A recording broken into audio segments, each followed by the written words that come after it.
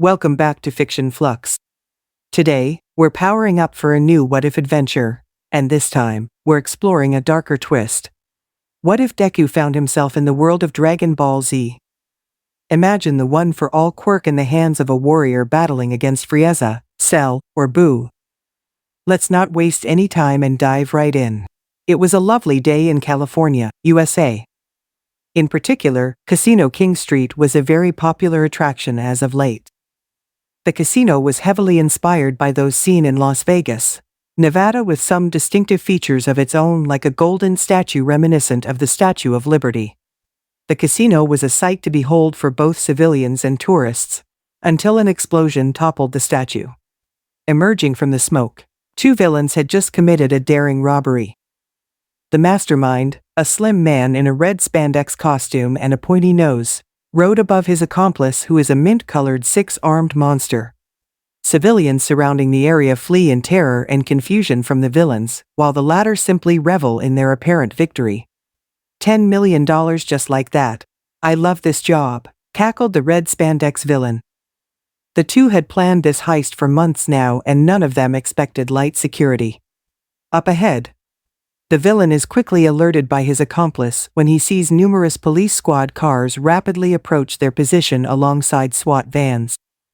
Without hesitation, police officers emerge from their vehicles and aim their weapons at the villains. Two heroes join in to assist the officers, the electricity hero Electoplant and the Texas-born Cow Lady. Electoplant wastes no time in stepping in. "Your scum and villainy ends here," the electric hero shouted as he charged his bolts of energy. "Stand down."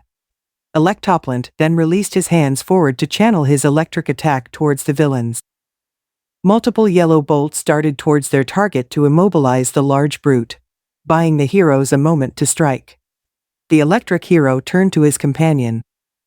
"Cow Lady, you're up." Grinning in anticipation, Cow Lady charged headstrong into the fray. In short notice, she morphed into an anthropomorphic cow. "Y'all are finished now." The villains quickly recovered from the attack as the red spandex fiend cackled. "That's the best you got. Go ahead and try to stop us." He quickly released his arms forward as they both turned into rocket launchers. Firing one rocket from each arm, the projectiles struck the ground near both the heroes and the law enforcement. The heroes flew in the air from the impact of the explosive, while some police officers were more injured. The large brutish villain took advantage of their opponent's disarray to leap and latch onto a building on his left side, then landing in front of the flaming inferno that was left in his partner's wake. He then took another leap into the sky. For the villain's next point of impact, there was a small traffic jam of cars and trucks alike under a large casino sign trying to stay away from the danger. At the front, there was a family of four who could do nothing but watch helplessly as the villains were about to land on them. The daughter of the family clutched her frightened younger sister to give her some protection before their fate. The red spandex villain looked down and noticed the scene below. "Don't stop, just crush them," he callously shouted to his accomplice. Right before they can crush the family, the larger villain feels a sharp impact in his midsection, so deep that he can feel the pain go beyond his back like a spear. With a loud boom, the villains were propelled several feet back from their contact. The family in the car were puzzled at what just happened. Opening their eyes, they were surprised to see their savior. At the front of their car was a young man with his back facing toward them and his right arm bent in a fixed angle with his fist clenched. He had a uniquely designed style of black spiky hair, and wore a jersey-styled jacket with the words Plus Ultra, with a Japanese kanji fixated in the center of the back. "Don't worry everyone. Everything's fine," the young man said, then turned his body slightly to the left to face them with a grin. "Because I am here." The family gasped in relief and amazement to their savior. On the other hand, the red spandex villain stood atop his injured accomplice enraged. "Oh really?" the villain said mockingly. "And who the hell do you think you are?" Confidently, the young hero faced the villains with his hands on his hips, and his smile never leaving his face. "Son Goku," he declared. A hero from Japan who happened to be stopping by. The spandex villain scoffed at this. "Goku? I'll send you back there in a coffin. The larger villain now recovered from Goku's punch and lifted himself up with the support of his multiple arms. Meanwhile, the spandex villain shot 2 rockets from his arms directed at the young man. Goku chuckled to himself and bent his arms in an X over his chest with his hands flat next to his face. Once the missiles were near, he swiftly released his arms to his sides. The wind from the pressure knocked the rockets out of course to end up colliding over the Japanese hero's head, his form undeterred. "Oh, I'm sorry," he said sarcastically. "What were you saying?" The young hero opened his eyes and was surprised to see that the villains had all of a sudden disappeared. Looking ahead, he could see that they were leaping away in retreat.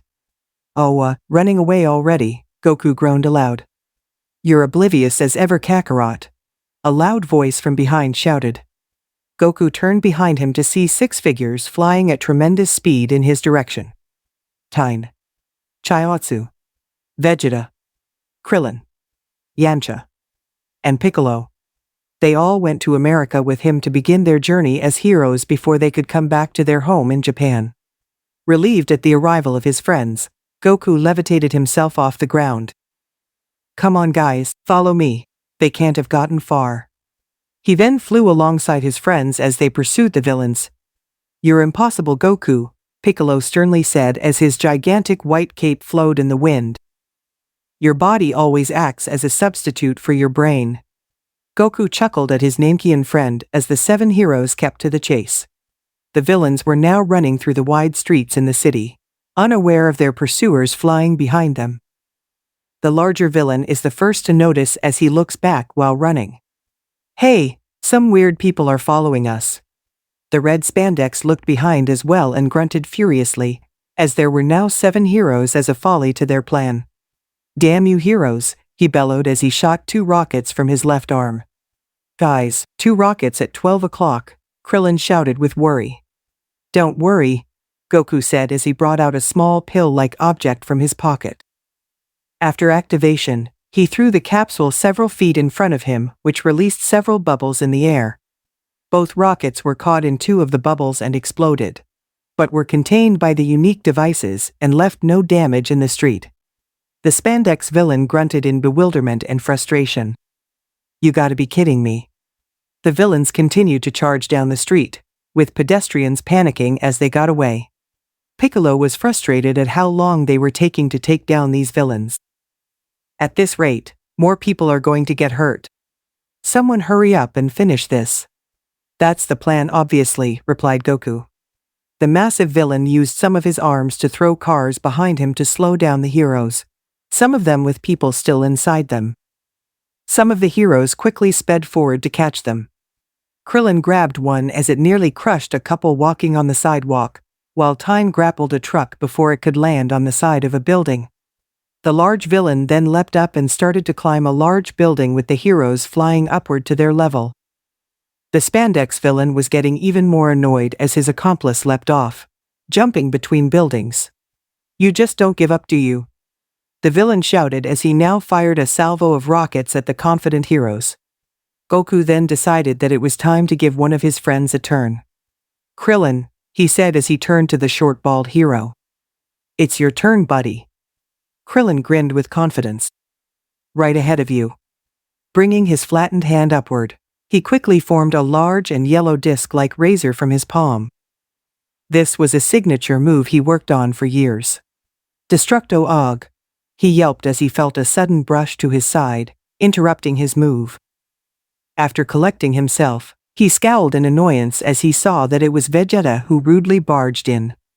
"Hey, I had that Vegeta," Krillin shouted. The armored spandex hero only smirked as he fixed his focus on the rockets. "Oh, sure you did," Vegeta said sardonically. With both hands, he then sent multiple projectiles of yellow energy, which exploded on impact with the rockets. Even with this success, Goku frowned. Not only did Vegeta interrupted Krillin just so he could get a shot, but his inattentive use of his power could also have gotten civilians in the crossfire in the building next to them, which was thankfully unscathed. Goku then sped ahead so that he could be flying next to Vegeta. "Hey Vegeta, don't forget that we're a team." and that means giving others a chance to prove themselves. Don't get on my case, Kakarot, Vegeta retorted. I'm not going to give weaklings a shot if I can do it better. Before he can reply, Goku noticed that more rockets were fired, but have been directed to the side, and are now approaching Vegeta. Vegeta, look out, Goku shouted. It was too late as the rockets impacted Vegeta and Goku, leaking a large cloud of smoke. The armored hero was unfazed by the attack, but coughed up the smoke in his face as he stopped in the air.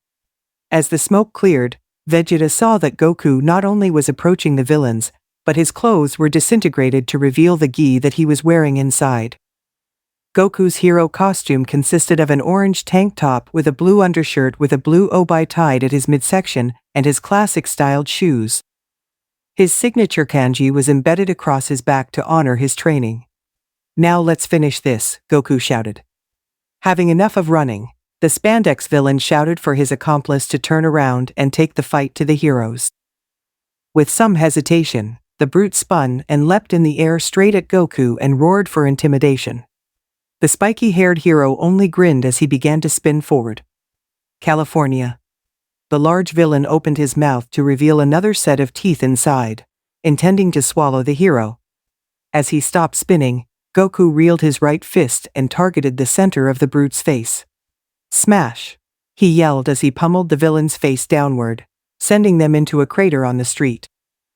The spandex villain held on desperately as the impact on the ground sent a shockwave of air across the area.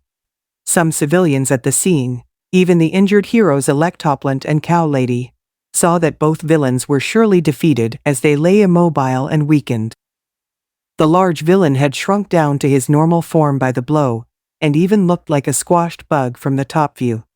After hearing a jovial set of laughter, everyone on the ground turns their heads up to see Goku atop a building with the sun shining above behind him taking a heroic stance. Much of the crowd were amazed at the sight and began to comment amongst themselves. Who's he? I've never seen him before. Where did he and his friends come from? The rest of Goku's accomplices were on the ground examining the sight and helping out those who were injured. Vegeta simply grumbled and looked away while Piccolo crossed his arms with his simple, serious look. Krillin was the first to notice the pedestrians. We're exchange students from Japan visiting the States, Krillin answered with a grin. As for my friend here, you can call him Goku. Goku. The pedestrians and heroes questioned simultaneously. Remember that name, Piccolo added. Someday he'll be known to the entire world. Someday, he'll become our symbol of peace, he added as he watched Goku. This was the 7 heroes' first day for their exchange program, and already they had begun to make a name for themselves. In time, they would learn enough until it was time for them to return to Japan. In time, they would earn their place as heroes. In the present, a young boy with green hair was watching the old broadcast on his mother's computer excitedly as she watched. Out of all the videos of Goku and the Z-Fighters, this was his favorite one. He held an action figure of Goku in his right hand and lit up brightly. Even though he watched this old broadcast nearly 1,000 times, he was excited every time he watched it. Izuku Midoriya is his name. Goku's the strongest in the universe, Izuku shouted as he lifted his figure in the air triumphantly. When I get my quirk, I'm gonna be a hero just like him. Inko, Izuku's mother, always loved watching her son in high spirits, even though his quirk had not manifested yet. The next day, both were to check with the doctor to see what his quirk was. Internally, she hoped that it would be something satisfying enough for her son. Sorry kid, it's not gonna happen. Izuku stared wide-eyed into blank space with his smile still fixed on his face, even as the doctor told him the worst news he could have possibly received. What? What's wrong with him? Inko asked the doctor. The doctor simply held up a clipboard, possibly to examine more of Izuku's medical information. You say you're a 4th-generation quirk user, the doctor inquired. What powers do you and his father have? Inko used her quirk to lift her son's Goku figure to her hand while she looked despondently. I can levitate small objects to my hand while my husband can breathe fire. They're useful quirks, I guess. Well, your son should have inherited a combination, or at least one of them, the doctor said. It's his X-rays that tell me otherwise. The doctor then pressed a button to display Izuku's foot X-rays to his left. Inko looked to her right to examine them. Once superpowers started to appear, researchers began to conclude that the likelihood of a person developing their quirk is linked to having one joint in their foot. The doctor continued as he used a pointing stick to specify Izuku's X-ray. From what I'm seeing here, Izuku had 2 joints instead of 1. Inko let out a soft gasp as she placed a hand on her young son's shoulder. He'll be a part of the rest of the 20% of the population, the doctor concluded. Which means he won't be developing his quirk anytime, or if at all. Inko rested on her living room couch to process everything the doctor told her and Izuku. She wanted to deny all of it, but there was nothing either of them could do but accept this reality. Izuku had always dreamed of becoming a hero ever since he learned about Goku himself, as he was an inspiration throughout the whole world even. Izuku hasn't spoken since we came home. Hope he's okay, she thought to herself. Ever since they came back, Izuku simply drifted into his room and left his door closed. She had never seen him so despondent.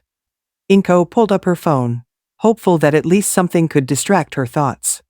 Right as she turned on her phone, a headline in all caps was strewn across her notification screen. She was puzzled as that normally wouldn't happen, unless it involved very concerning news. Right as she read the headline completely, she gasped in shock and nearly dropped her phone. As she realized that Izuku was probably looking at the computer, she quickly dashed to his room. Collecting herself, she opened the door to his dark room with only his computer as the source of light. Izuku, honey, why don't you? Inko wordlessly gasped as she saw what was on the screen. Pedestrians gathered in a nearly destroyed environment around the Z-fighters who looked very beaten up as if they had been in the biggest battle of their lives. Strangely, she couldn't see what they were gathering around. No matter how bad things get, Goku always puts a smile on his face. Izuku began shakily, with his back facing his mother as he sat down. Even when it looks like he's going to lose, he never gives up, he said before turning around. Inko could not even hold her tears back as she saw her son turn around. The young boy kept his smile as he pointed at the screen with his own tears flowing down his face. Do you think I can be a hero just like him? She could clearly see what happened. Son Goku is dead. The symbol of peace is no more. Like what young Izuku said, a smile was still adorned through the hero's face, even though he was deceased. It would not be long before all of Japan knew what happened to the symbol of peace, the world soon to follow. Now weeping, she raced to her son's side and embraced him to give him at least some comfort. I'm sorry, Izuku, Inko said in sorrow. I wish things were different. Even being in his mother's arms, Izuku stared ahead as the news broadcast continued to show the tragic scene that will be remembered for ages to come. It had been 10 years since Izuku learned of Goku's death, and the fact that he will never have a quirk. Even then, he continued his ambitions to be a hero no matter what anyone said. Bakugo would continually pick on him with his own quirk, sometimes with the help of others. Speaking of Bakugo, he learned earlier of Izuku's ambitions to attend Ua High School. This had only made him even more of a laughingstock to him. Take a swan dive off the roof. Maybe you'll get a quirk in your next life, Bakugo had told him earlier today. Izuku was now heading home from school with his burnt-up hero notebook, courtesy of Bakugo's well wishes. It was one of many of his studies on heroes and their quirks. He thought of the idea not too long after he was told of his circumstance. It was actually therapeutic and gave him more insight into the hero society. He shortly entered a tunnel not too far from his home. No one in his school knew prior to today that he wanted to attend UA, the most prestigious hero academy in all of Japan. Their reaction was just what he expected, ridicule from left and right. It didn't matter to him anyway. There's no backing out now, Izuku thought to himself. I gotta believe in myself no matter what everyone thinks of me. He then did a small fist pump and forced a smile that looked more of a grimace to reassure himself. I won't accept defeat. Not today, not ever. before he was even halfway through the tunnel. A strange liquidy sound distracted Izuku's thoughts. He turned around and gasped in horror at the monstrosity that stood before him. The creature looked like a living embodiment of sludge in a very distorted form. He had two large yellow and red eyes with big sharp teeth that assisted with his intimidating figure. "You'll make a perfect host for me, kid," the sludge villain said in sadistic glee. Izuku knew that he had to run. Surely there was someone out there. He didn't get too far before the sludge villain caught him. Izuku then felt a strange liquid substance entering his mouth. He wanted to scream, but could not as it was feeble. "Don't bother fighting back, kid," the villain said assuredly. "Just relax, it'll be all over soon." No matter how hard he clawed at the liquid, Izuku couldn't breathe as the bottom half of his face was now covered in the slimy substance. It was clear that it would all be over for him shortly. The young boy then felt weaker and weaker as the seconds went by, his life force slowly and painfully draining. As if the day couldn't get any worse. Izuku took one last look at his notebook that was on the ground, his prototype idea for his hero costume for a dream that was now an impossibility. "No way, this can't be the end," he said to himself as tears welled up. "This can't be the end, somebody help me." The villain noticed that his soon-to-be host is now faltering. "This is the end of the line, kid, accept it. The only end it is for is you, villain. Now that I'm here," a rough voice declared from behind. The sludge villain quickly turned around and exclaimed in shock at the challenger who approached him. Izuku could only see the man as a silhouette out of the corner of his eye. But now the villain was intimidated. In a desperate attempt to fend the man off, the sludge villain swept one free hand straight at the man, only for him to quickly duck and dash forward. Now panicking, the villain used his other hand in a feeble attempt to hold his attacker back. Izuku saw the man reel back his fist and let out a yell. "Smash!" yelled the man as his fist met the villain's hand. The force from the punch was enough to dissipate, releasing Izuku from his grasp. The young boy was slowly losing consciousness from his life force being drained, and could only see the shadow of his savior before passing out. "Come on, wake up." Izuku groggily tried to open his eyes. He recognized the voice of the man who saved him, but could not clearly see him yet. "You're not dead, get up," the voice commanded once more. Regaining his senses, Izuku now fully opened his eyes to see the man looking down on him. He quickly screamed in surprise as he realized who saved him. It was Vegeta, the current #1 hero. He was not currently wearing his signature outfit, but wore a collared shirt with a white undershirt as well as casual jeans and shoes. "There, it's about time you got up. I finally managed to catch that conniving villain," Vegeta continued, holding a previously discarded soda bottle that held the now helpless villain. "Not that you were any help." Izuku said nothing and stared at the hero in bewilderment. Who would have thought that the most powerful hero besides the late Goku would save him? Vegeta kept his stern look. The young boy thought he looked far more intimidating in person than what he saw on TV. He then groped around his pockets. "I gotta get an autograph from him before he goes." Izuku then frantically searched around him before he finally found his notebook, still intact. Opening to an empty page, he quickly presented it before his second favorite hero.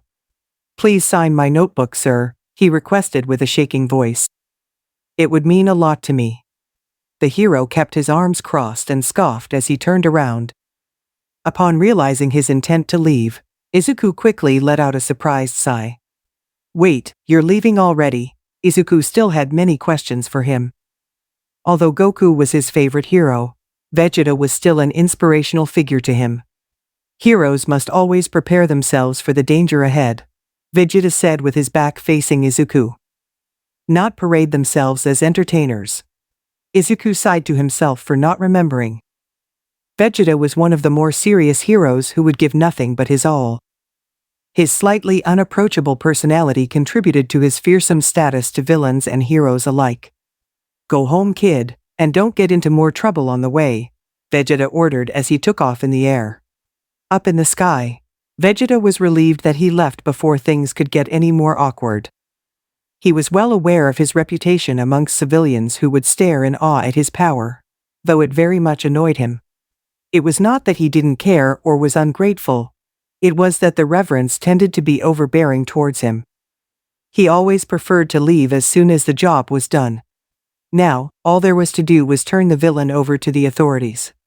Vegeta used the advantage of his flight to scout out the nearest police station, before he suddenly noticed a tugging at his leg.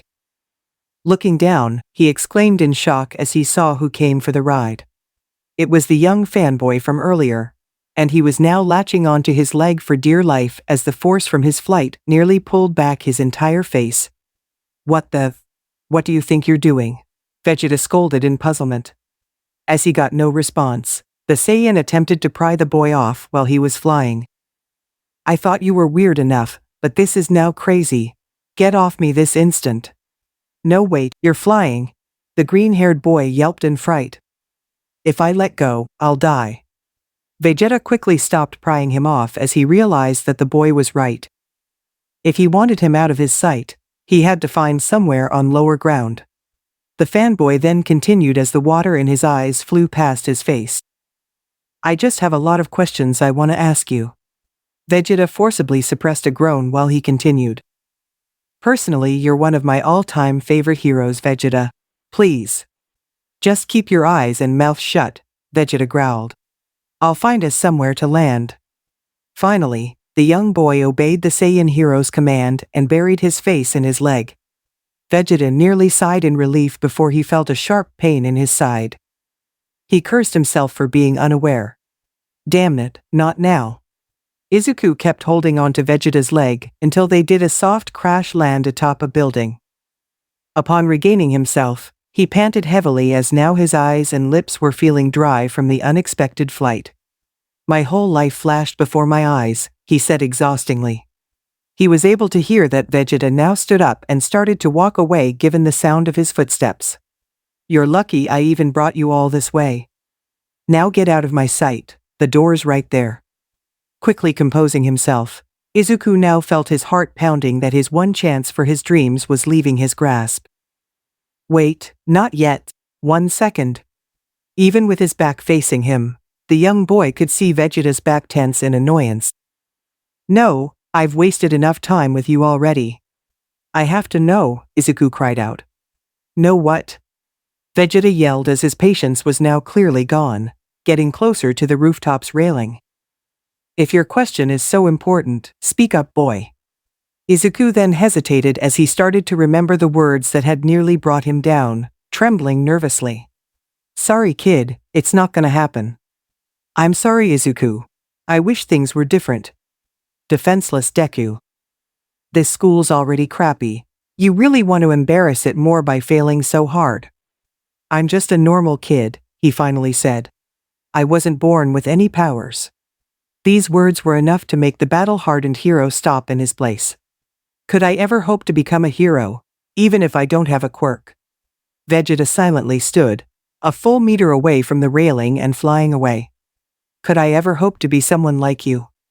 Vegeta then slowly turned to the young boy who was now stiff and closed his eyes as he awaited his answer. The Saiyan prince felt an overwhelming sense of familiarity, as he had not heard this question in nearly a lifetime. Izuku stood still as he anxiously awaited his answer from Vegeta.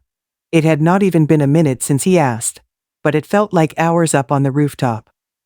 He had even shut his eyes, sealed intensely. Residents below them mind their business and lay oblivious to the scene above them. You're telling me you have no powers, Vegeta finally answered. Midoriya then quickly relaxed his shoulders and kept his eyes down while twiddling his thumbs. There was so much he wanted to tell the number one hero, though he had so little time. He decided to start from the beginning. Since I was a little kid, I thought that the coolest thing you could do is save people. It wasn't long after the doctor told me about my setback until my classmates started to make fun of me, he added. They would keep telling me that I'm a weakling by their standards. Even though he had gotten used to it over time, Izuku still felt the pain from his peers. Very little showed sympathy to him, and he didn't know them for very long. That won't stop me though, it only keeps reminding me to prove them wrong, Midoriya continued. He then felt confidence welling up inside him. Opening up his ambitions, besides his obvious circumstances, to his second favorite hero gave him a sense of remedy. I want to be the hero with a fearless smile everyone looks up to. The aspiring boy then looked up at Vegeta. Just like Izuku's monologuing was interrupted by Vegeta's sudden collapse to the ground with only his knees keeping him up. The young boy yelped as he saw the hero let out loud coughs. What happened? Are you sick or something? Vegeta then composed himself and shakily looked up at the young boy. I assure you that I'm all right. The hero's futile attempt at reassurance was met with blood trickling down his mouth, which only made Midoriya scream even more. Izuku then fumbled around his pockets for his phone, which hopefully hadn't fallen out earlier. Just stay there, I'll get some help. I'll call an ambulance. Izuku then found his phone in his left pocket. He was just about to insert his password until Vegeta shouted after wiping his mouth with his forearm. Just calm yourself, I'll be fine. And keep your voice down before someone gets suspicious. The young boy then clamped his mouth shut as he set his phone back in his pocket. Vegeta then sat down with his back against the railing, his legs bent and arms hanging on top of them. What I'm about to show you is something only those closest to me know, Vegeta said. Don't even think about spreading the word. Izuku then saw the number one hero lift the left side of his shirt and gasped in horror at the sight. A giant mark of impact and lines of scars nearly engulfed the entirety of Vegeta's left side of his chest with an ugly mixture of purple and red. Midoriya could see that the stitches were still there. A sight to behold, right? Vegeta continued. It's been 10 years since I received this wound, and there's nothing more that can be done about it. Izuku's heart fell to his stomach at this realization. Vegeta was seen as invincible to the public eye, rarely losing a fight. Who could have been so powerful to cause an injury of this scale? Vegeta then resumed. I'm lucky to even breathe right now. 3 hours is all I can do before I have to recuperate in the shadows. 3 hours, Izuku thought to himself. In his pastime, he would always read reports of the number one hero resolving conflicts in very little time. Now he could see the full reason why. That was 10 years ago, Midoriya wondered aloud. How come no one knows about this? A great amount of effort was kept into making my condition a secret, Vegeta sighed. The hero then looked up to face the young boy. So you must understand, this is to give the people hope since I'm the symbol of peace. The news from Vegeta had Izuku disheartened. The common folk, and who knows about the other heroes, did not know that the greatest hero of the current age had a great burden to carry with him. If you dream of becoming a hero, you must always be prepared to sacrifice your life so that others may live, Vegeta said as he lifted his shirt down. No longer do we live in a world where evil can be defeated conventionally. Which now leads back to your question, Vegeta said after a pause. Can you become a hero without a quirk? Izuku felt his heart racing as he awaited the full answer to his question. Not even his mother gave him what he needed in his most vulnerable moment. Maybe today was different. Maybe today he will know for sure. No. The young boy felt a sharp ping in his chest as he was told the grave news. He didn't even have the care to cry anymore as these words were cemented in him like stone. Vegeta then stood up and made his way to the door that leads to the building's stairwell as he felt that enough had been said. Izuku still stood stiff and stared into blank space as the hero said a few final words to him before leaving. Take my advice, Vegeta said. Lower your expectations, and disappointment won't follow. All Izuku heard was the door to the stairway close, leaving him alone on the rooftop to his thoughts. Vegeta fought back a few more coughs as he descended the stairs, not even having the energy to take flight after having the difficult conversation with the young boy. The boy has ambition, but is blind to reality, the Saiyan hero thought to himself. This was not the first time someone had told him such aspirations besides not having a superpower. It was a painful memory to look back upon. Internally fighting back at these thoughts, Vegeta refocused on turning in the sludge villain to the authorities. He then checked his left pocket. Empty. The hero then checked his right pocket, empty also. The Saiyan hero began to fumble around until his fears had been realized. Somehow, he had dropped the soda bottle containing the sludge villain while he was flying. A distant boom only confirmed his carelessness. Katsuki Bakugo struggled to breathe as the slimy villain kept him in his grasp. He had been walking with two of his classmates earlier at the Tatooine shopping district, until the monstrosity appeared seemingly out of nowhere. Most of the residents, even Bakugo's classmates, had fled the scene while the villain wrecked the shopping center. Barely visible through the fire and smoke, the muscular hero Death Arms and two of his sidekicks raced to the scene. Enraged at the sight, the hero led the charge. "How dare you take a child hostage?" bellowed Death Arms. The sludge villain replied by slamming his enlarged hand on the ground, blowing the hero's back. "You heroes take one step and I'll swallow this sucker whole," the sludge villain shouted. Enraged and terrified, Bakugo wrangled himself until his mouth was free. Both of his arms were still bound to the villain, which aligned with the monster's arms. "You picked the wrong guy to mess with," Bakugo cried out. In a feeble attempt to escape, the hot-headed blonde used his enclosed hands to shoot out explosive sparks. "I'm gonna send you back to the sewer you came from."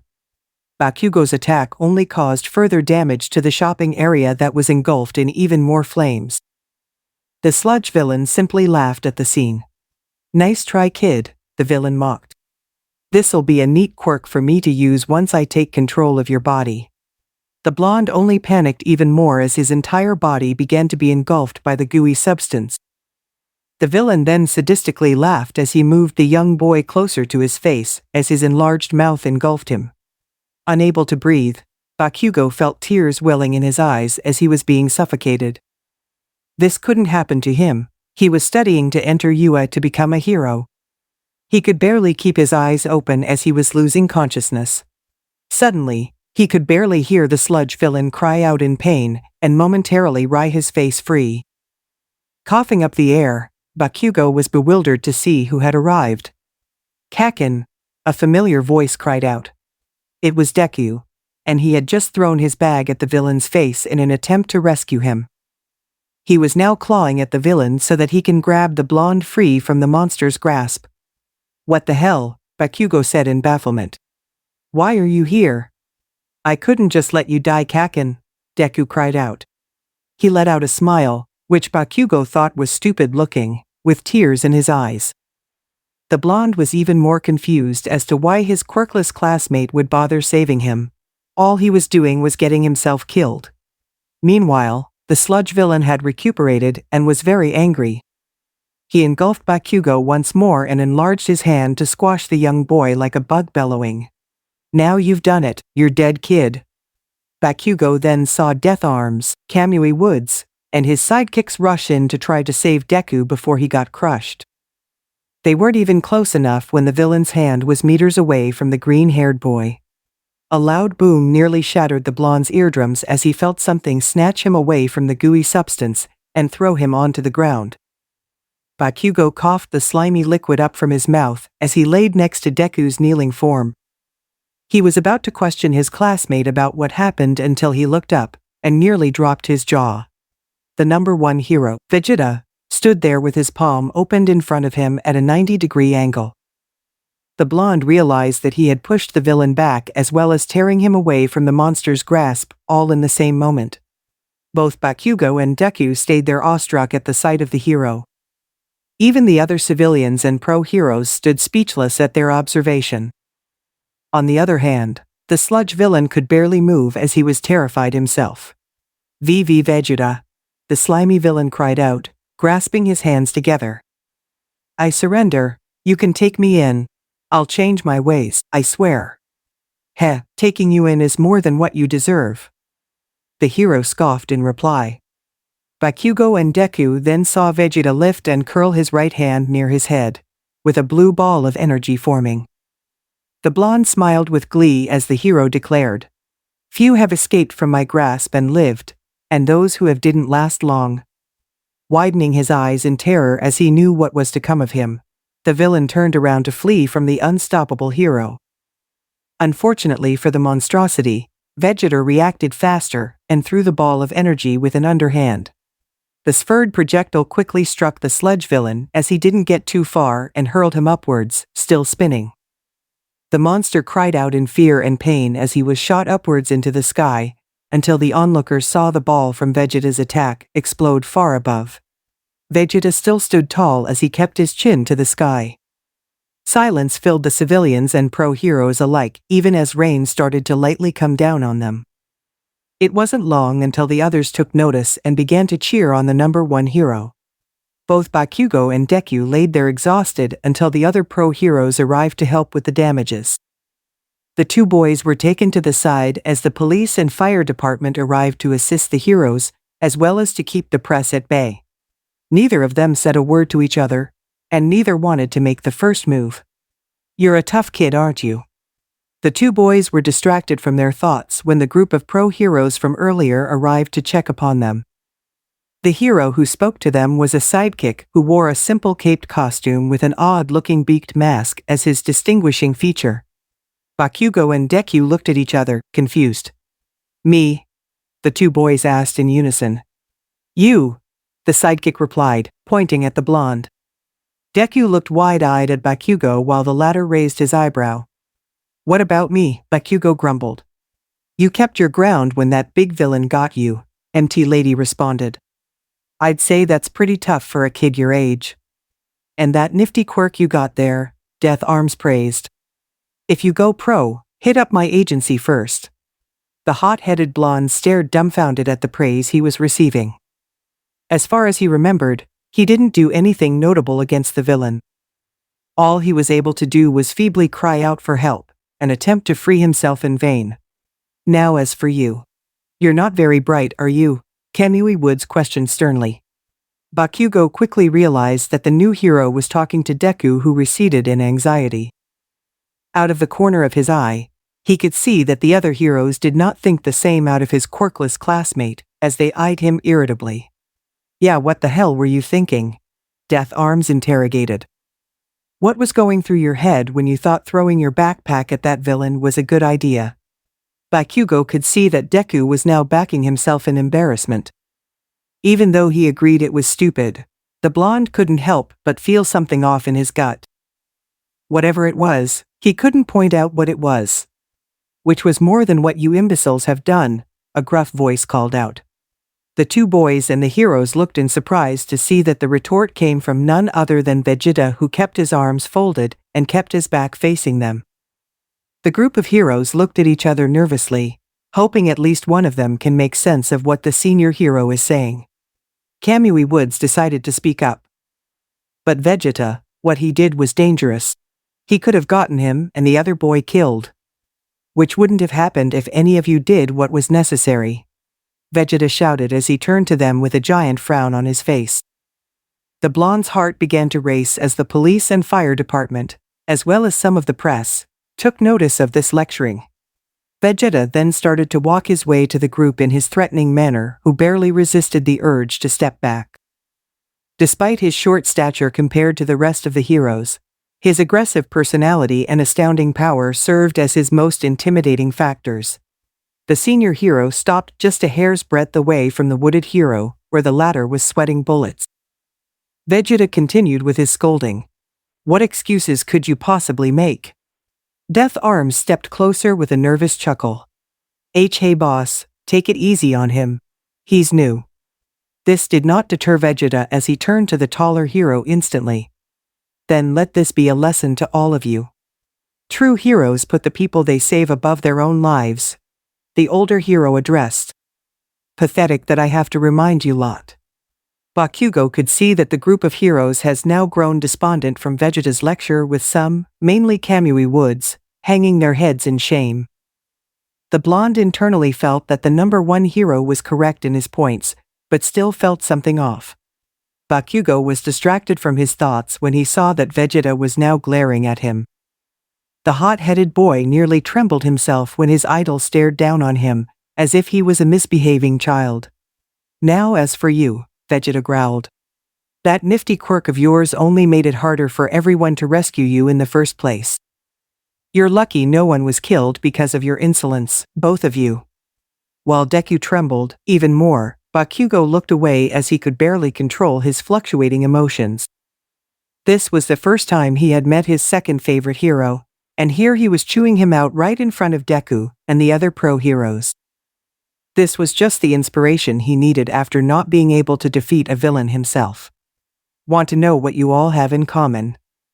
The senior pro-hero asked the entire group interrogatively. A waste of my time. Vegeta then instantly took off into the air with a sonic boom and sped away into the air. The now numerous eyes looked upon the shamed group of heroes who could barely process being disapproved by the number one hero. As an awkward silence filled the street, Bakugo huffed inwardly as he started to make his way home. This day can't get any worse, can it? Izuku thought to himself.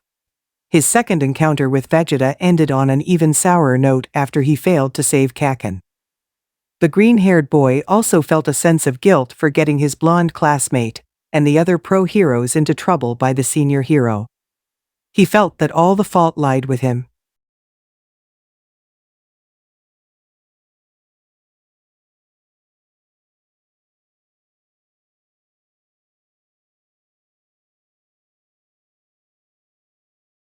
Even then, he felt satisfied that he tried. Trying to save Kaken even though he bullies him ever since finding out about his quirkless status. Trying to show a fearless smile in the face of danger. Trying to be like his idols. Now it was time to head home. It took no guesses that his mother was worried that not only was he late, but of his two encounters with the now destroyed sludge villain. After that, it was another day of school and another day of being laughed at. Perhaps it was time to cancel his plans to attend UA, surely. You, the boy from earlier, a familiar gruff voice called from behind. Izuku was distracted from his thoughts when he turned around and screeched at the sight. It was Vegeta, and he somehow found him walking home. Vegeta? Midoriya questioned. Where did you come from? Did you follow me home? Yes, Vegeta answered hesitantly. Don't take this the wrong way, I was simply... Sudden coughing and wheezing interrupted Vegeta's sentence, which only made Izuku shriek even more. After clutching the side of his chest and taking a few breaths, the number one hero spoke once more. Young man, I simply wanted to elaborate with you away from prying eyes. The young boy raised his brow in confusion. What could the most powerful hero in the world have else to say to him? Is it about earlier? Izuku awkwardly inquired. I wasn't any help. I still stand by what I said, Vegeta said with arms crossed. That hothead only made a fool of himself, and those pathetic excuses of heroes should be grateful they didn't lose their licenses for their hesitancy. And your recklessness didn't help either. Izuku shrunk to the last words. It only confirmed that he messed up big time with his idol. He could barely look him in the eye as the hero looked at him with a serious glare. The young boy then felt the need to apologize. Yeah, sorry about that. I didn't mean. No need, for I am to blame too, Vegeta interrupted with a heavy sigh. The green-haired boy widened his eyes in surprise. What are you talking about? Vegeta sighed before he explained himself. No one had noticed, but I was there watching as well. I stood there hesitating on what to do before I saw you rush in with no means to defeat that villain. The senior hero then relaxed his arms as he continued. That is what spurred me to action. Even the greatest heroes show these signs. Their bodies moving before they have a chance to think. I also thought of your story that you told me about how you wanted to be a hero without a quirk. Izuku then felt something open up in his chest as he heard these words. It took him back to the day when the doctor told him that he will never get a quirk. It took him back to the day Goku left this world. Which then brings me back to your question for my true answer, Vegeta said as he turned his body slightly. Can you become a hero without a quirk? The young boy felt his eyes were starting to sting. He realized that tears were now beginning to flow down his eyes. Izuku clutched the straps of his backpack and shut his eyes as he awaited the answer. Yes, you can become a hero. Izuku dropped to his knees as his tears now dropped to the hard cement. This was the answer. This was the answer that he needed his mother to tell him. This was the answer that gave him his remedy. This was the story of how the Prince of all Saiyans trained him to become the world's greatest hero. And that's it for today. Thanks for watching, and don't forget to share your opinions in the comment section below. Share your theories, and stay tuned for the next part.